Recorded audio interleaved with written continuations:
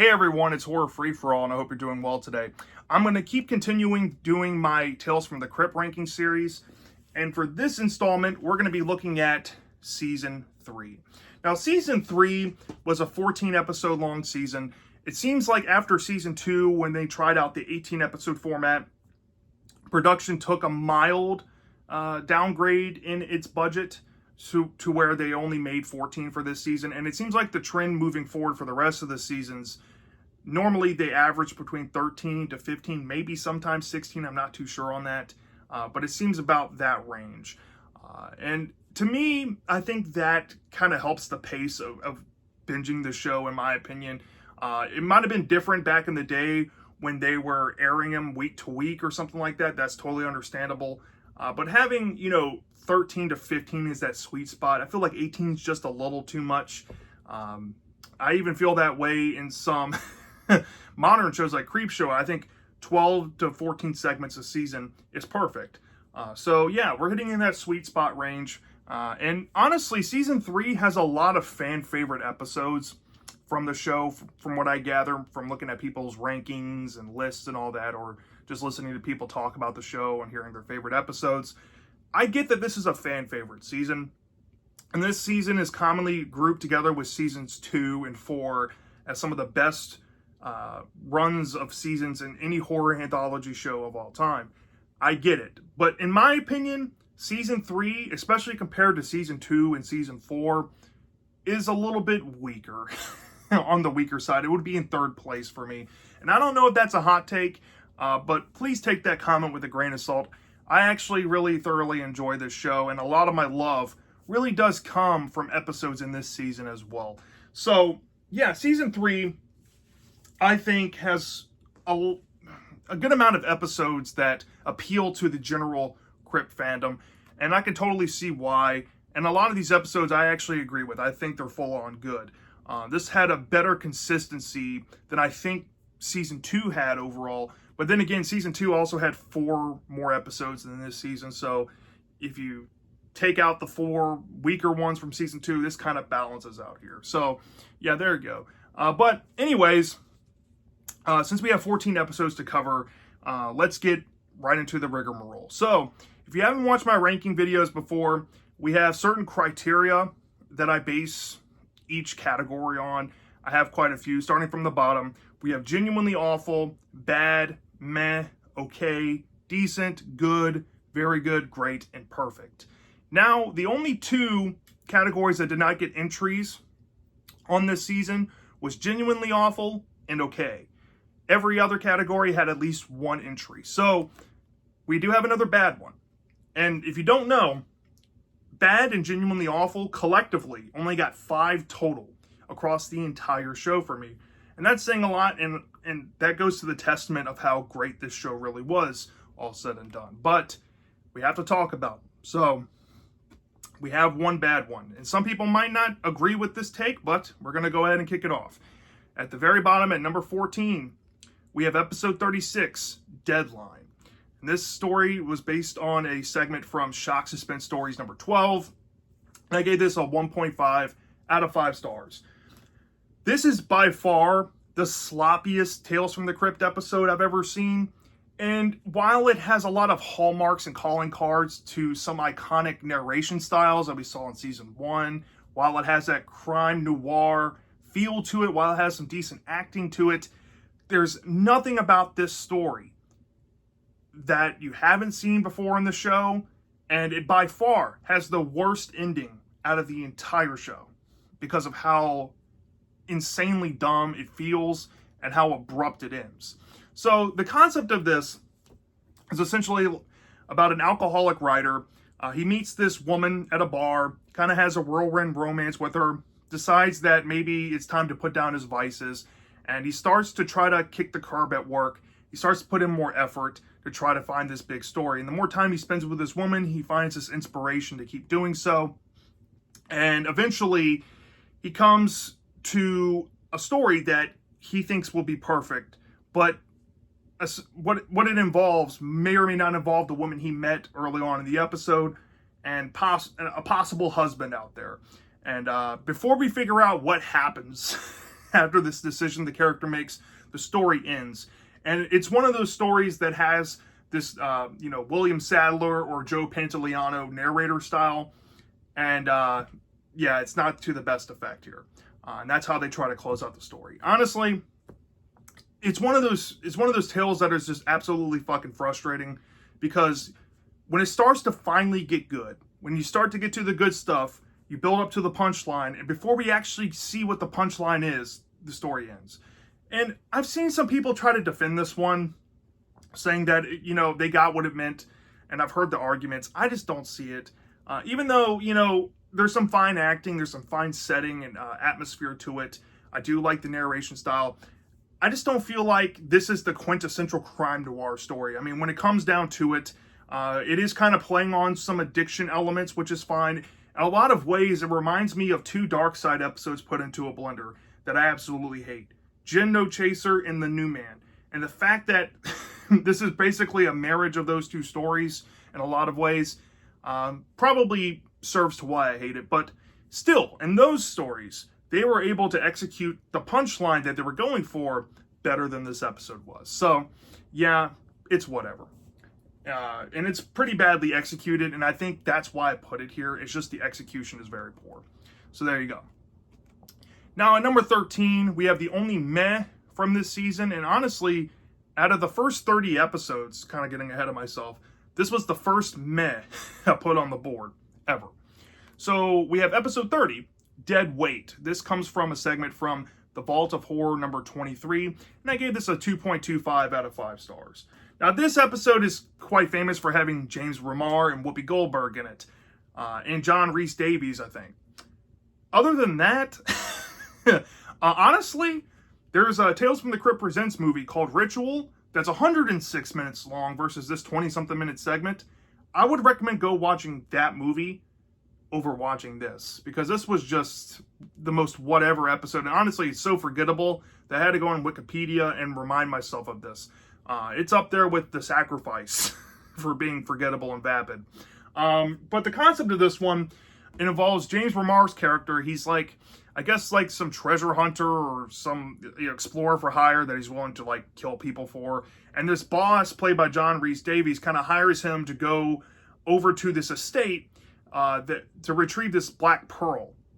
This fabled black pearl of urban legend or something that's said to be some important artifact that can bring, prosperity to someone's life or some bullshit like that.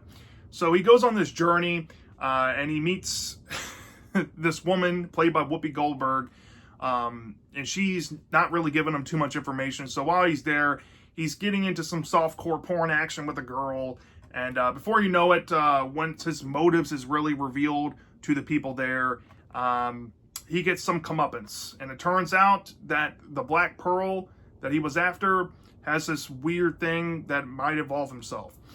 So yeah, this one was just whatever.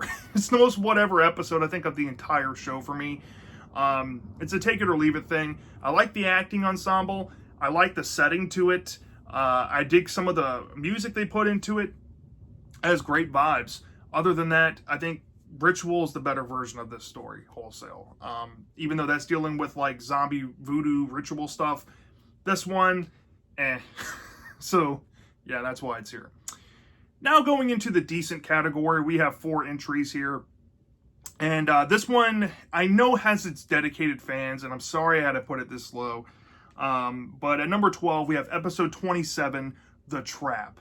This is based on a segment from Shock Suspense Stories number 18, and I gave this a flat 3 out of 5 stars. Now, this one does have more story than your average Crypt episode. This does kind of play out like a movie almost, but not quite. But the concept of this one had me at first until we got about around the mid portion, and then it became kind of sluggish to get to the punchline of the tale here. So it's about this man. He's unemployed. He's kind of looking to get a next big break, but he has a ball-busting wife who wants him to get a job, which is understandable because the guy's a piece of shit. And all he wants to do is sit around and, watch TV all day and pretty much try to swindle companies and jobs that he works for out of money from lawsuits and stuff. He's that kind of person. So he gets this scheme one day to fake his death. And he recruits this medical examiner guy to get involved. And the medical examiner and the guy's wife may or may not have this love connection forming. So they're okay with the guy faking his death and shipping him off.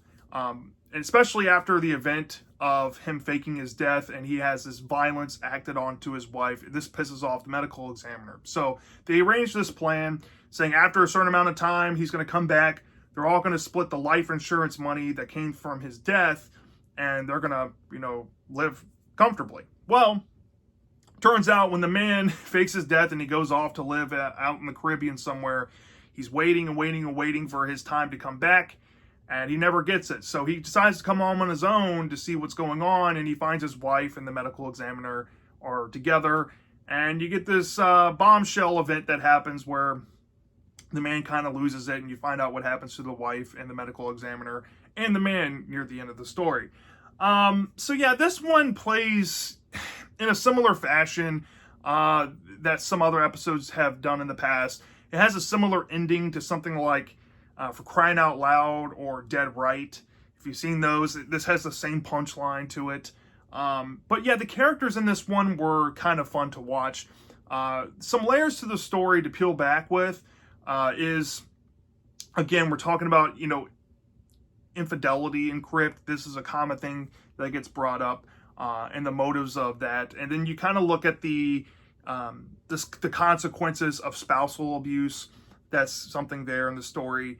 But other than that, it doesn't have much going for it substance-wise. And like I said, the first half is pretty entertaining. But once you get over that, the guy fakes his death and goes to the Caribbean, the episode completely flatlines.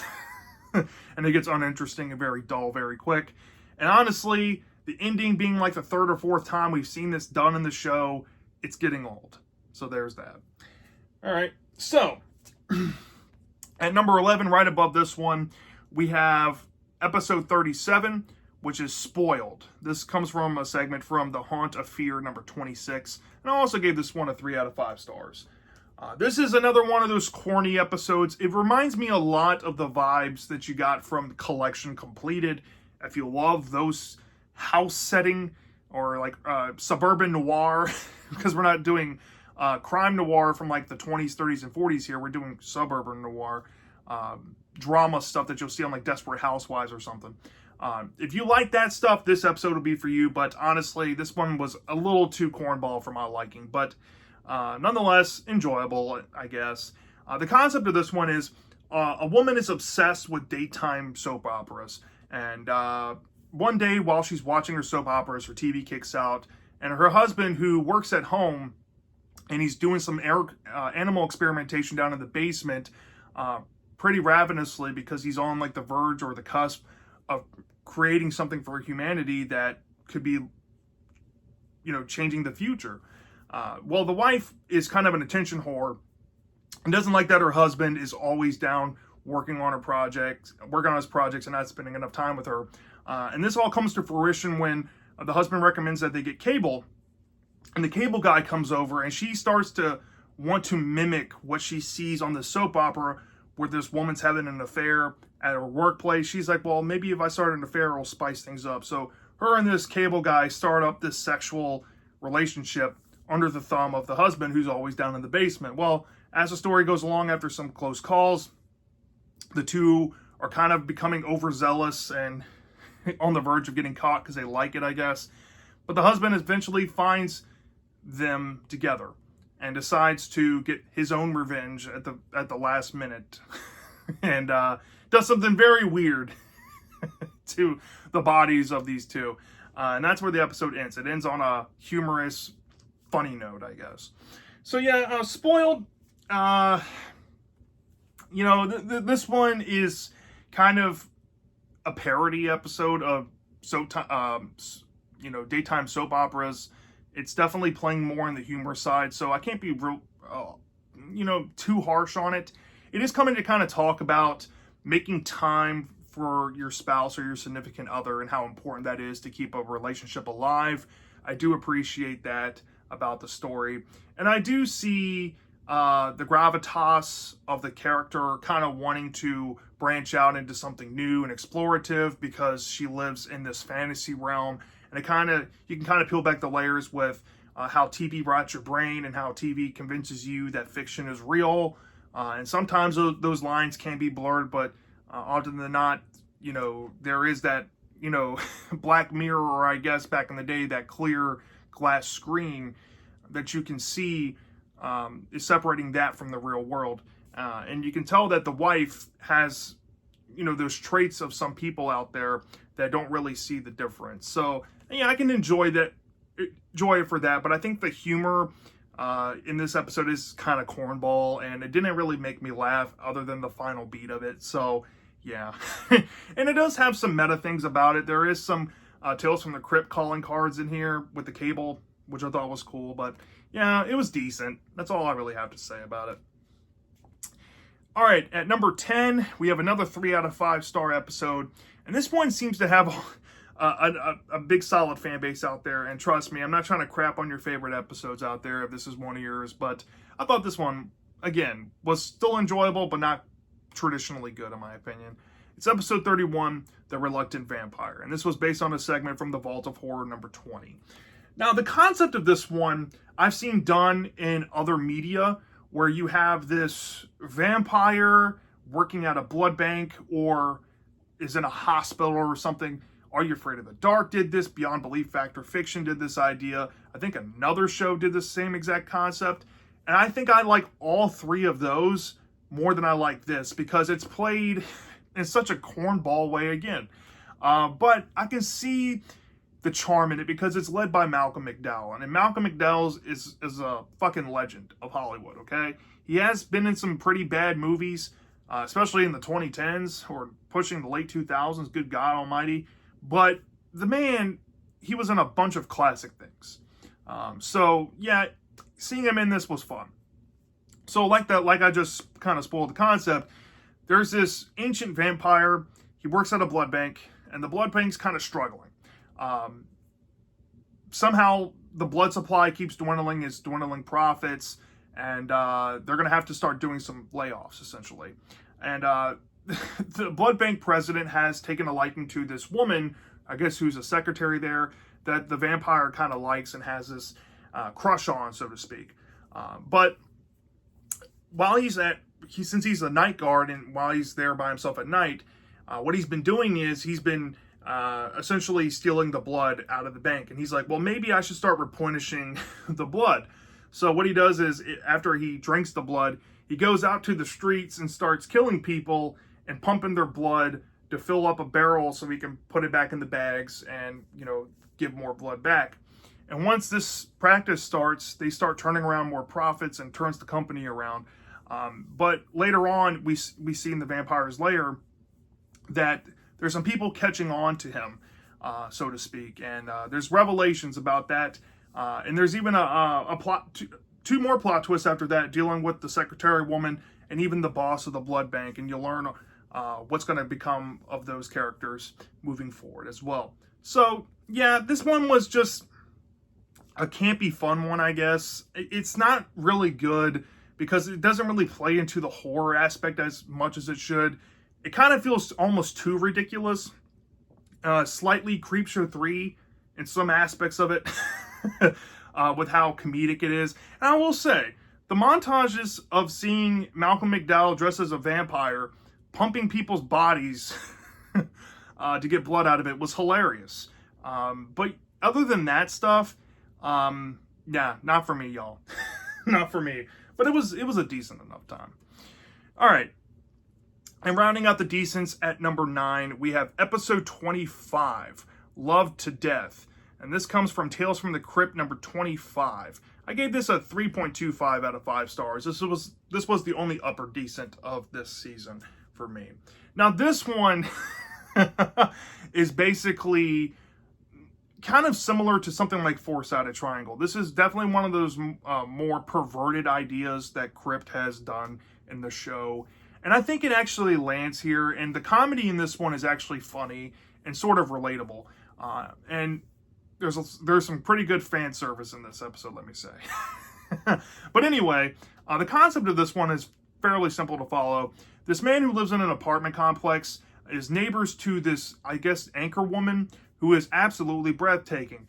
And he has these fantasies of wanting to be with her. And I think he's like some type of writer or something, where he's like stuck trying to write like a romance novel or something. And he's like trying to like self-insert himself with this woman in his book. But he's not really getting far with it. So he thinks that maybe getting to know her might be the best way possible. But she really doesn't want anything to do with this guy. He manages to like get himself into her apartment and talk with her, and then once he tries to make a move, she kicks him out, considers him like a pervert. But meanwhile, in the hallway between both apartments, there's a camera, and he gets invited into this room of this guy. He's like this mysterious figure, and he's like, well, give her this potion, and then she'll fall in love with you. And he seems to have all the answers for him, and he's like, okay, well, maybe I'll do that. So he manages to finally get himself back into her apartment, gives her the potion, but learns very quickly the costs of what he just did. The potion may or may not work, and it may or may not backfire in the most extreme ways possible. And the man has to make a decision to get out of it all. But what makes this episode a high decent for me is the twist. The twist is so funny. and probably some of the best humor the show ever brought. Because the plight is awesome, and yeah, I love it. It's dealing with the afterlife, let's just say that. Yeah, great performances in this episode. It's a very stale setting, though. I will say the concept is probably one of the better humorous ones. I like how the story wraps up. I like how cut and dry it is.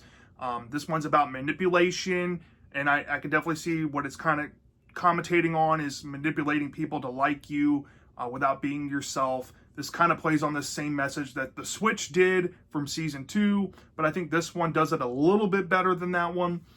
And yeah, I mean, the only thing I really don't like about it is how vague this guy with the camera is. He seems just fucking random in the story for plot's sake. And I will say, they could have gone way overboard in the second half. The over-the-top stuff, I felt like it wasn't as over-the-top as I heard people describe it. It could have been even more, in my opinion. But yeah, when it was absurd, it was the good absurd. And yeah, I mean, it's not really a good story in terms of some other good quality ones out there, but it was an entertaining enough episode. All right, so now we're entering a stretch of 5 good episodes. And these, honestly, are very solid Crypt episodes. Now, at number 8, I know this is another fan favorite. Hear me out. Hear me out. I like this one, but it's not my favorite at all. So we have episode 34, Morning Mess. I gave this a 3.5 out of 5 stars, and this comes from Tales from the Crypt, number 38. Morning Mess is definitely one of the handful of episodes played into the thriller and the horror. Kind of combined here. And I can totally see the appeal to this one because, you know, it's one of those stories that actually has some gore to it. It has some eerie moments, some actual genuine tension. And I think all of that works splendidly well. On top of having, I think, Vince Schiavelli's in this. He was in Ghost. What a fucking epic thing to see him in. But other than those things, I feel like this episode is just missing something. And honestly, the twist, it gets a little too camp for my liking. A little too schlocky for the sake of it. But nonetheless, you know, it's a pretty riveting story, and I have to give it credit. The concept is this guy, he's like a schmoozer, womanizer. He's a writer and stuff, or I guess a reporter. And he's being confronted by this man who we see in like this prologue event, possibly having something horrible happen to him. And he's saying that this man needs to go investigate this group organization. And the reason why is that, you know, these bad things are happening to homeless people, and he's tired of seeing it happening to them, essentially. And the answers will lie at this funeral, essentially. So he goes there, he meets some connections, he meets this woman, he like has sex with her, and then she realizes that he's trying to record her for information, and she gets pissed off, and he's like, well, I'm gonna have to find information from somewhere else. And the guy confronts him again and says, no, you need to go to the graveyard, go to this spot, and you'll find the answers. And so he goes there, he finds the spot, and it's like underneath a grave, I think, and you go underground, and then for the remainder of the episode, he's kind of stuck in this morbid labyrinth where there might be a secret society underneath this graveyard, and there's some grisly truths about what's been going on in the story. And the character may or may not get a bad ending out of this. So, yeah, it's kind of creep show in nature, and I kind of like it for that. Like I said, it has a lot of memorable actors in this. I think Tom Hanks' wife is in this. I forget her name. I think she was the mom in Jingle All the Way. She was good in this too. It has some creature feature elements to it. They have different feeling monsters than the average monster that Crypt usually brings to the table. Most of the time, it's undead denizens, or it's vampires and werewolves. This one's a little bit different, and I can kind of see the appeal of the horror side of things. I do think that there's something off about it and creepy that makes it enthralling, and that's why it's here in the good category. But then again, the first half of the story doesn't really click on all that well for me. It feels like just run-of-the-mill Crypt stuff until that second half. And then the ending, like I said, feels a little too schlocky for my liking, just for the sake of it. If you like that stuff, that's fine. But yeah, it's my number 8. It's deserved to be this high, but that's as high as I'm willing to put it. All right, at number 7, we have one of the more unique feeling stories of the whole show, and I wanted to love this one more, but fortunately I don't. It's episode 26, Carry On Death, and this comes from Shock Suspense Stories number 9, and I also gave this a 3.5 out of 5 stars. This one has Kyle MacLachlan in it. I think he's from Twin Peaks, and he easily makes this episode fun. This concept is quite of a famous one, it seems. It's about this, escape con man, or I guess escape felon. He's on the lam, and he's trying to make it to the border of Mexico so he can get out of the States and live a new life. But on the way, he attracts the attention of a police officer, and the police officer tracks him down, and after this whole ordeal of trying to get away, he ends up handcuffed to this police officer, and after a scuffle, the police officer dies. So the convict has to drag the police officer across the desert into Mexico, and during this, he's being stalked by this vulture. And let's just say it builds up to this over-the-top climax, and the vulture may have his way. And that's essentially what you'll expect out of Carry On Death. There's not a lot in terms of story here, but there is a lot of thematic messages. You can definitely see the symmetry of seeing the law being chained to the convict. It's kind of coming to talk about like how when felons get out of jail, there is that stigma that, they're still chained by what defines them, or I guess what suppresses them. And it's quite literally seeing the cop being the ankle bracelet to this convict. It's kind of funny in that way, and seeing the situations that the man finds himself while handcuffed to this cop makes you think like, is this guy going to get away with this? And no matter how the character tries to convince himself that it's going to get better, it never really does. And I think that's kind of real. There's something about it that I think speaks on a quite literal visual manifestation of it all. But it has a desert setting. It's nice to see a change up in that way. But then again, I think my main complaint is the lack of story. There's just not enough context here for this character for me to get behind. I don't really feel anything about the MC like I usually do. He's kind of just cardboard. Same thing with the cop. So yeah, it's good and entertaining in the sense that the events unfold in like a poetic way. And also the gore near the end, where the ending note ends off on, was pretty fun. But other than that, it's a good episode. I mean, what am I saying? It's not that good though, and that's why it's here. All right, at number 6, now we're starting to get into the top 6 of the season. These are the 6 that I actually really full-on enjoyed. Now, this one might seem low to a few of you, but I think it's a very solid episode. It's episode 28, Abracadaver. This comes from Tales from the Crypt number 37, and it was actually one of the few episodes that changed its name. In the comic version, it was known as Dead Right. And I gave this a 3.75 out of 5 stars. This has one of the most intriguing concepts of the entire show, in my opinion. But I honestly feel that the concept drags, unfortunately. And that's why it's here. It feels like a prolonged short that should have probably only been like 12, 13 minutes. And it dragged its ass into being 20-something minutes. But nonetheless, like most episodes that I keep saying I want backstory for, this one actually offers plenty of it. And this is why I say that argument for other episodes, because this offers this. So take that. All right, but so the story starts off in the past, right? And you get these two brothers. They're, kind of clowning around. I guess they're both in medical school. And one of the guys, I guess the overweight brother, ends up having a heart attack after the brother pranks him with this dead girl that's butt naked, and you get some fan service with that. And quite a bit of it in this. But after that event, in the future, the brother that pranked him is now successful, and he's working with the lab that the overweight brother works for.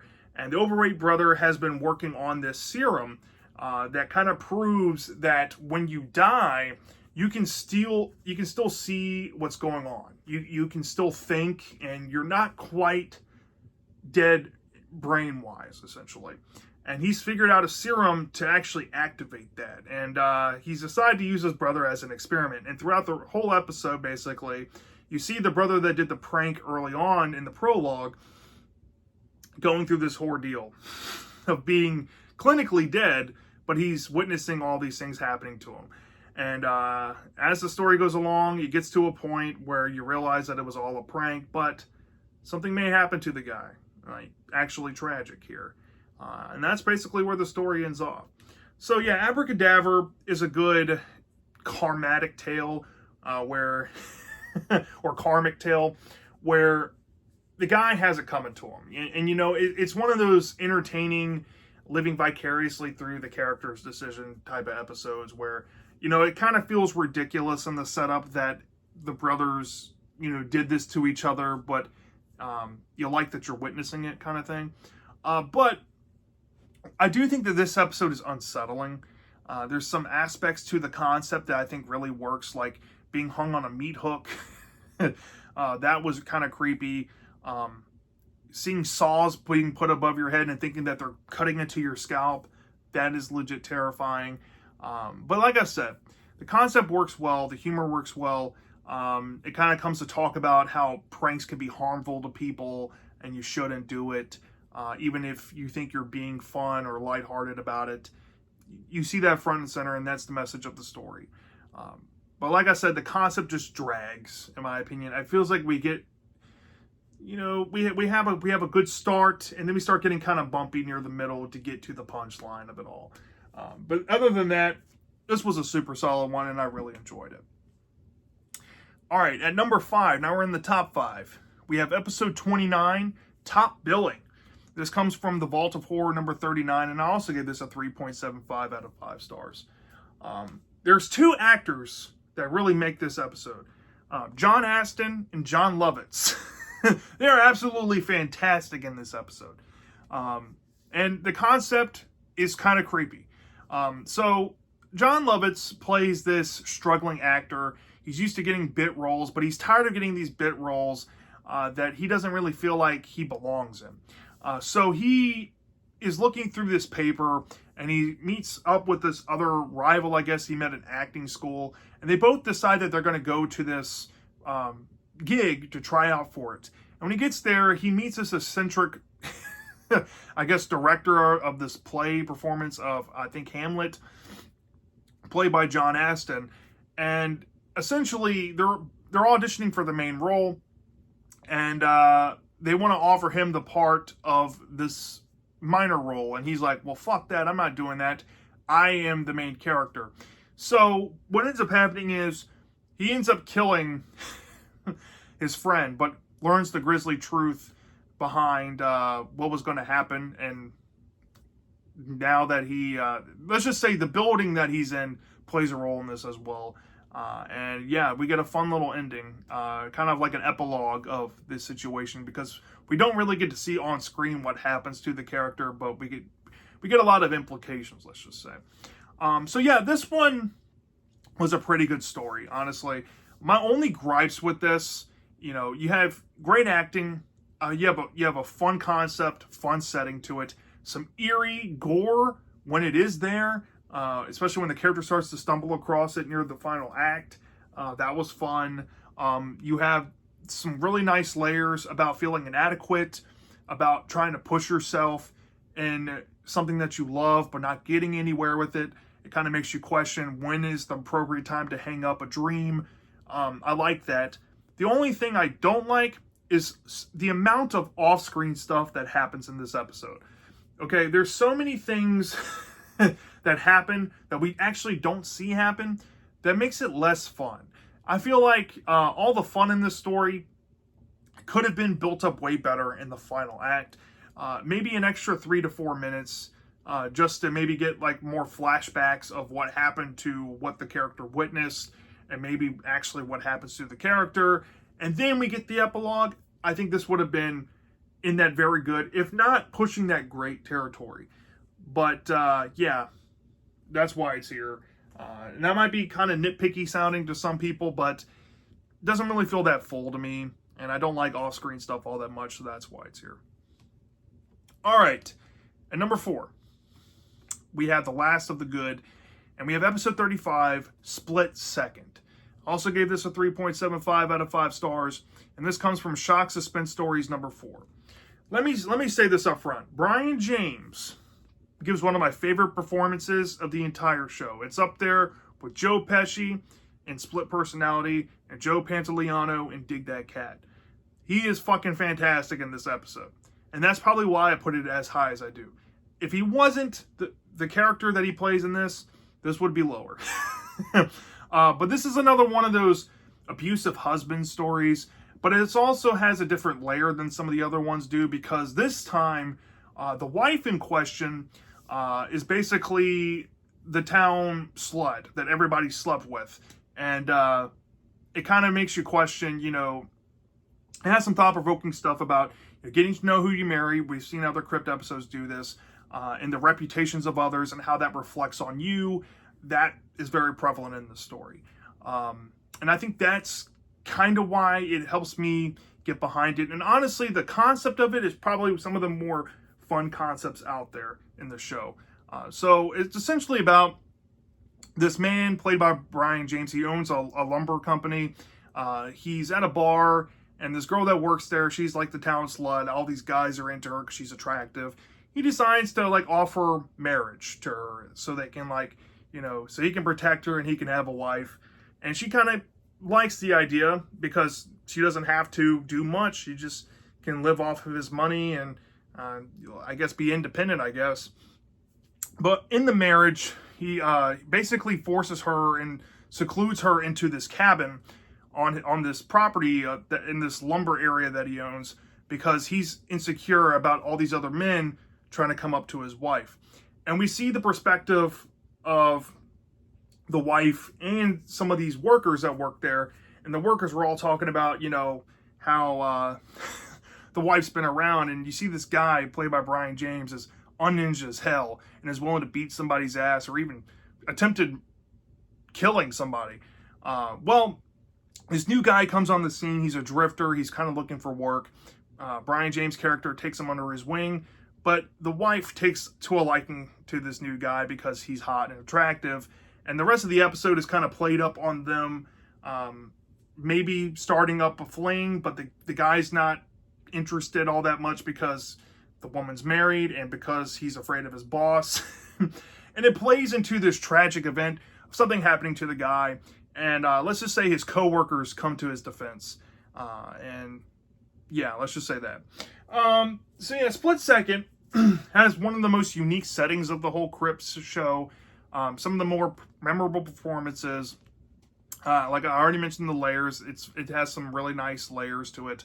My only thing is with it is that there is some very loose things about the main character played by Brian James.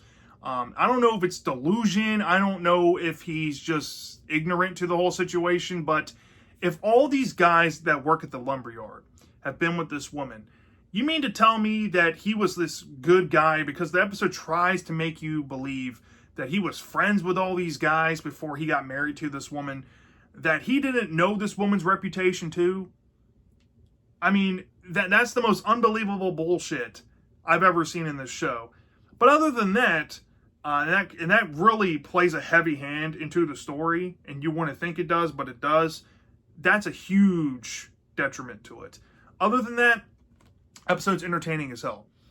And you got to look past that to get to the good stuff, sadly. But that's why it's here. But it's at the top of the good. Now, getting into the very good, we have the only very good episode of this season. We have episode 33, Undertaking Pelor. This comes from Tales from the Crypt, number 39, and I gave this a 4 out of 5 stars.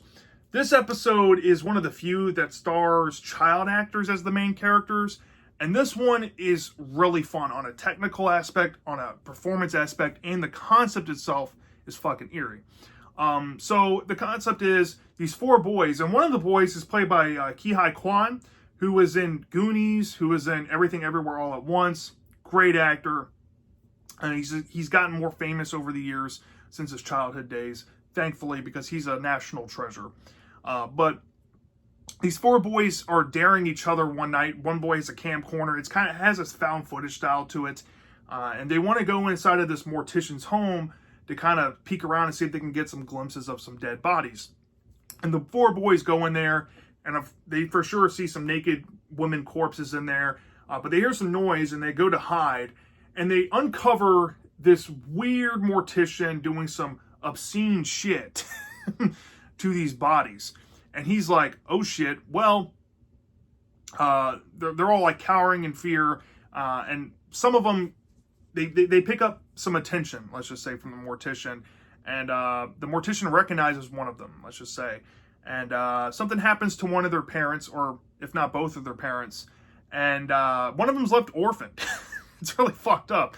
So now the kids are realizing that this mortician means business and he's playing dirty. So they're going to have to get some more dirt. So they go around town filming more, doing some more spying. And then they realize there's another person involved that might be a financier of this operation that they've been witnessing in the town that might be well respected. And they're going to gather this evidence and take it to the police so one of the kids' parents can have justice. But in doing so, there is a over-the-top finale. And let's just say the villains of the story get what's coming to them. So yeah, this one was genuinely fun. This is like if you took the Goonies and Tales from the Crypt and did a mashup. It is super fun. The characters, all the kid characters have their own distinct personalities. Like I said, that found footage style really helps sell this episode and sticks it out from the rest of the show. It's kind of up there with Television Terror in terms of how experimental it felt. Honestly, I love the whimsical nature to it. The gore was really nice. The over-the-top villains were very creepy and kind of threatening in a realistic way, and I liked it for that. And yeah, I love the finale of it. It's absolutely fantastic. So yeah, the only reason why I gave this a low very good and not a high very good is for the fact that we are dealing with some whimsical natures, and honestly, there's not much substance with this story, if I'm being honest. It's not quite rich in that, but there is some layers to peel back in terms of, spying on people, and sometimes you shouldn't poke around things unless you're willing to accept the grisly truth of it all. That's the main thing. And then, of course, the characters themselves get punished for that, and I feel like all the bad decisions in this episode had some ramifications in one way or the other, whether deserve it or not. But yeah, I think that this one is a cautionary tale as well when you think about it as well. But yeah, it's a very good one, and that's really all I have to say about it. Now we're entering the top 2, and I love these 2 episodes to pieces. At number 2, we have episode 32 overall, Easel Kill Ya. This comes from the Vault of Horror, number 31, and I gave this a 4.75 out of 5 stars. This one is led by Tim Roth, and I think Tim Roth gives one of the most creepiest performances of the whole show. Not one of the most iconic or best ones, in my opinion, or it's definitely memorable. But what this character goes through in this story is very harrowing, and I love the messages to it. This story is coming to talk about the price of vanity. It's coming to talk about success and how far you're willing to go to be successful, and kind of playing into your dark urges and suppressions. I've brought it up multiple times now. This is a show traditionally that brings out those impulses and those intrusive thoughts out of people, and they act on impulse. That's why we, the audience, love watching these characters go through what they do. But this one actually shows contemplation on the impulses, and I think that's what makes it stand out in that regard too. But the concept of this one is this artist, he's not really making it. He's trying his best to find inspiration, but everything he draws is a piece of shit, essentially. And he meets this woman that he's really into, or he's been with this woman that he's really into, I guess. And he's like, struggling with these ideas that keep coming into his brain, because I think it's kind of implying that he's sociopathic. And he has this altercation with his landlord or something like that, where he's like thinking of doing something terrible to them, but he's keeping it suppressed, and he doesn't want to act on it, right? Well, comes to a point one night where he kind of loses his shit on a neighbor down below playing music too loud, and let's just say he accidentally kills him. But in that moment, he sees some inspiration, and he takes a picture of it, and he has this, aha moment where he's like, okay, this is what I need to be painting. So he paints this painting, and then he takes it to this person to potentially buy it. And the guy's like fully rich and loaded and all that. And he's like, well, I am willing to pay you a fuck ton of more money if you keep bringing me paintings, because I love this type of shit. So the guy now has incentive to keep working and, having success. And let's just say something happens to his landlord next. And meanwhile, because of this success, he's now able to kind of like improve his relationship with this girl, but he has to hide his alter ego from her. And let's just say she finds it out, and something tragic happens to her after she finds it out, and now he's forced to try to make it right by her by getting the money to be able to fix what he's basically caused. And he goes back to the guy that he's been selling paintings to after he told him that he wanted out, that he'll do one last one. And it turns out the last painting he did, he had to act on impulse and like a spur of the moment decision. And that decision is definitely going to impact what's going to happen to this girl he's interested in by the end. And it's a very tragic, somber note to end on with that. But yeah, that's basically Ease'll Kill Ya. Ease'll Kill Ya is a damn emotional episode. It's very riveting. It plays out like a fucking movie. It has an interesting concept. It's creepy. It's thought-provoking. It has decent messages to it. A lot of subtext to peel back. Yeah, it's one of those outstanding episodes from the show, and easily a top 5 contender for me. My only slight negative with this, and honestly I could see myself forgiving this in the future if I come back to it, is this aspect of him trying to hide this evidence from this girl. I feel like the point of the story where she finds it is a bit, I don't know, it's a bit glossed over a little bit, because when you go back to the situation where he's trying to hide the evidence, he doesn't really make much effort to hide it. And I feel like that's kind of lazy and a little convenient for that setup to be found later on. Maybe he forgot where he put the evidence. I don't know. You can kind of buy into that. But I honestly feel like that whole point of the story and the tragic thing that happens with her was easily preventable if he was able to, do it a little bit better. And I thought that was just really dumb. And like I said, it's just something that stuck out to me. I might be able to look over it in the future, but as of now, I have it here at a 4.75 out of 5 stars, and it's a great episode. Okay. And to round it out, the only perfect episode of this whole show, next to Dig That Cat He's Real Gone from season 1 for me, This was actually a Two-Fisted Tales segment, or I guess this was in Crypt and then it was in Two-Fisted Tales. I don't really know the order, but it was in that movie, I should say. And this is episode 38, the final episode of this season. It's called Yellow. This is also the longest episode of the whole show. I think it's over or right around double the average runtime of these episodes. And this comes from Shock Suspense Stories #1, and I gave this a 5 out of 5 stars. This was another Robert Zemeckis episode. It stars Dan Aykroyd. I forget, why am I forgetting the names of the actor? It's a father-son duo. I think it's Fred Douglas and his son. Maybe Kirk Douglas. I forget who it is. But man, this fucking episode has one of my favorite settings of the whole show. It's set during World War One, so you had that vibe going on, and the message and the character stuff really just adds for me. So the concept of it is very simple.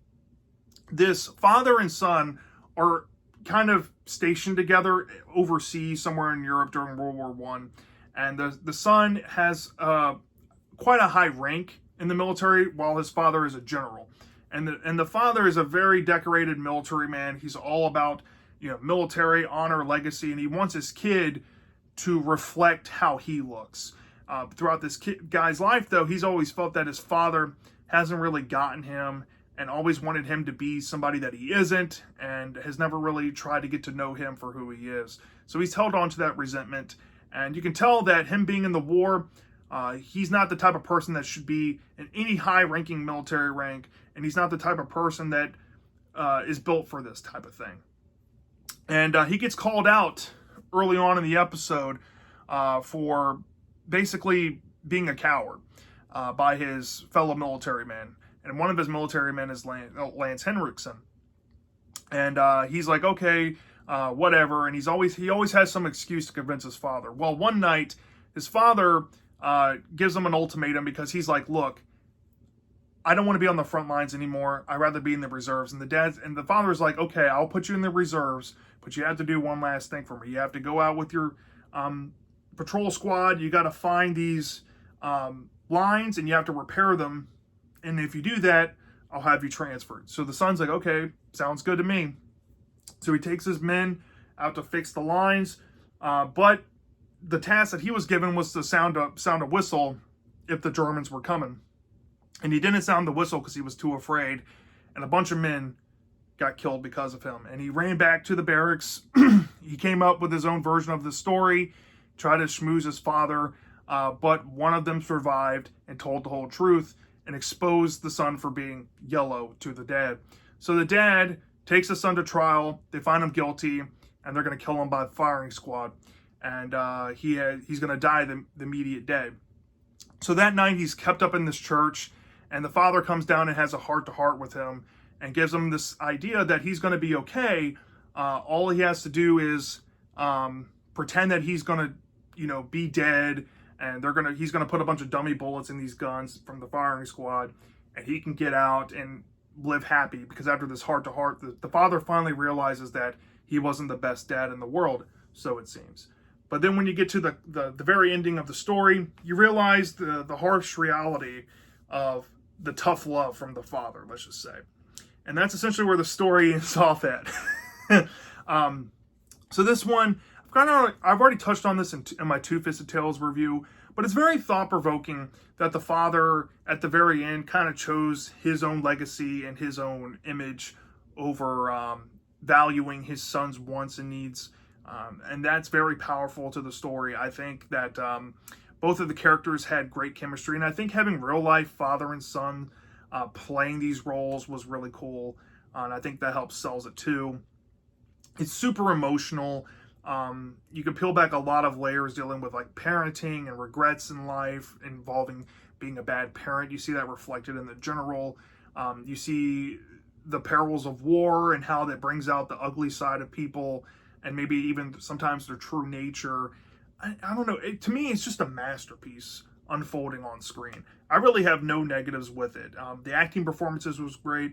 The sound score was beautiful. It's just incredible. Everything through and through. And that's why it's my #1 for season 3. But yeah, that's my thoughts on Tales from the Crypt Season 3. If you disagree with my placements, I'm sorry. I know there's a lot of fan favorite episodes here, but I just went on what I thought. This is my list. Let me know your list down below. I love talking about the show with people and hearing your thoughts. So yeah, I'll see you next time.